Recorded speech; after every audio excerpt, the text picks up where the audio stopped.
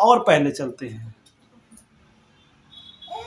जब इंसान या मानव कबीलों में रहने से पहले, अब बात करते हैं कि क्या आदमी सीधे मैदान में रहा या तराई पे रहा। ये तो सही है कि जहाँ पानी के स्रोत थे वहीं आके उसने अपना स्थान रहने के लिए बनाया होगा।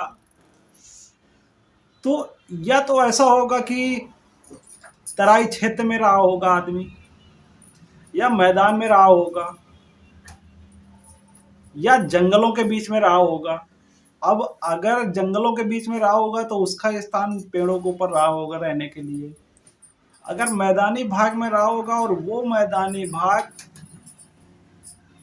या तो बैलेंस मौसम वाला रहा होगा कि न ज़्यादा सर्दी पड़ रही होगी न ज़्यादा गर्मी पड़ रही होगी, तो वहाँ तो नज़र आएगा कि वो जब से रहना स्टार्ट किया होगा, जब से आया होगा तो लगातार वो वहीं बना रहा होगा।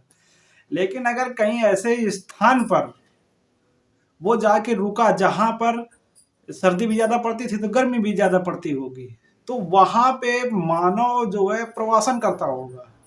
जैसे गर्मी पड़ी तो वहाँ से हटना पीछे चालू कर दिया, सर्दी पड़ी धीरे धीरे तो मौसम के हिसाब से वो अपना आना जाना चालू हुआ। इसके बाद सबसे पहले अब बात आती है कि पिता का अस्तित्व कब आया। तो जाहिर सी बात है कि जब व्यक्ति अव्यवस्थित जीवन जिएगा तो वहां सबसे प्रथम जो आएगी वो माँ आएगी, ना कि पिता आएगा। क्योंकि पिता तब आता है जब परिवार का निर्माण होता है। तो ये जब जंगल में रहते थे तो पिता को तो कोई गारंटी नहीं थी कौन पिता था, लेकिन बच्चों के पालन पोषण के लिए सिर्फ माँ और उसकी माँ जिम्मेदार थी और वही उसका पालन पोषण करती थी।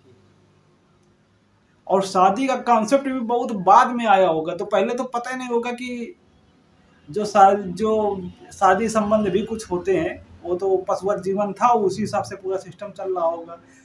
धीरे धीरे जब संख्या इनकी बढ़ी होगी तो ये आपस में ग्रुप बना के रहे होंगे। अब अगर ग्रुप बना के रहे होंगे तो अब इनके लिए अभी तो एग्रीकल्चर में नहीं आए हैं, अभी तो ये बस जंगल में इधर उधर टहल रहे हैं कि जो वो खाना पा रहे हैं, चाहे वो फल हो फ्रूट हो। अब बात आती है शिकार की कि अगर ये मांसाहारी थे तो मांसाहारी होने के लिए अगर ये बहुत जंगल के बीच में है तो इनके लिए अपने आप को भी तो सेव करना है, प्लस फलों के साथ साथ ये छोटे जीवों का शिकार करते होंगे। अगर ये तराई मैदान पर रह रहे होंगे तो जैसा पढ़ने में इतिहास में आता है कि ये बड़े जानवर होते थे आकार में, तो उनको कई लोग मिल के पहाड़ पे चढ़ाते थे और वहां से धक्का दे दिया, वो नीचे गिर गया। इसके बाद जब वो चलने लायक नहीं रहा या मर गया तो अपना उसका मांस सेवन किया। तो इस टाइप से इनका धीरे धीरे विकास होता है। फिर इन्होंने औजार कैसे बनाए होंगे। अब जब ये मैदान में रहे या जंगल में रहे या थोड़ी ऊंचाई पे पहाड़ पे रहे, अब खाने के लिए जहां जहां व्यवस्था होगी वहीं तो रहेंगे जहां पानी और खाना होगा। तो इनके ऊपर भी तो हमला होता होगा। बहुत ऐसे शेर है, चीता है, तो इनके ऊपर भी आक्रमण करता होगा, तो ये अपने आप को भी बचाने की कोशिश करते होंगे। तो सबसे पहले इन्होंने अगर कोई औजार बनाया होगा तो वो लकड़ी का होगा, क्योंकि पत्थर तो इनको बाद में मिलेगा। और इनकी सुरक्षा के लिए तो सबसे पहले लकड़ी आएगी। हाँ, उसके साक्ष्य इसलिए नहीं मिले हैं कि लकड़ी है गल जाती है, वो नहीं मिल पाए साक्ष्य। इसके उसके बहुत बाद ये पाषाण काल आता है जब इन्होंने पत्थर के औजार बनाना चालू कर दिया। उस समय ये ग्रुप में रहने लगे, हो सकता है उस समय इनका परिवार निर्माण हुआ हो।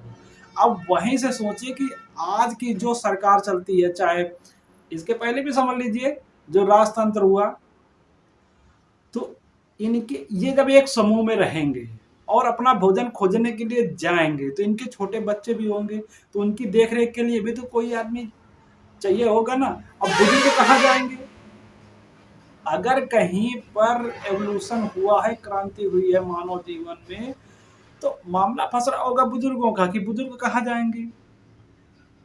कुछ अक्षम पैदा हो गए, जिस प्रकार से आज भी पैदा होते हैं, उनके लिए भी समस्या होगी कि उनके लिए भोजन कहाँ से आएगा। या तो वो भोजन करेंगे कोई देगा, या तो फिर उनको किसी के द्वारा, जंगली जानवर के द्वारा उनका सेवन कर लिया जाएगा।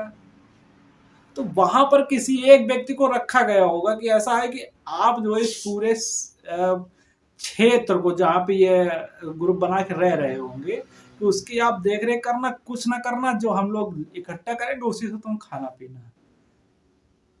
धीरे धीरे इनमें कंपटीशन हुआ होगा, क्योंकि अब एक व्यक्ति अगर उस पूरे क्षेत्र का, जिसके अंदर मान लो 20, 25 से 50 आदमी रहे होंगे, तो धीरे जनसंख्या तो बढ़ी रही थी और वो व्यक्ति बूढ़ा भी रहा होगा, तो उसकी जगह भी तो कोई दूसरा आदमी लेगा। तो सबसे पहले देखा जाए तो वहां पर तो सबसे पहले राजतंत्र ना होके लोकतंत्र आया है, क्योंकि सभी लोग मिलके ही तो उसको चुनते थे कि हाँ भाई, इस साल की पूरी व्यवस्था या इतने दिन की व्यवस्था, या जब तक आपके अंदर बल क्षमता है तब तक आप जो है इसकी पूरी देख रेख करिए। और जब ये 10 आदमी आपस में रहेंगे तो इनमें लड़ाई झगड़ा भी होता होगा।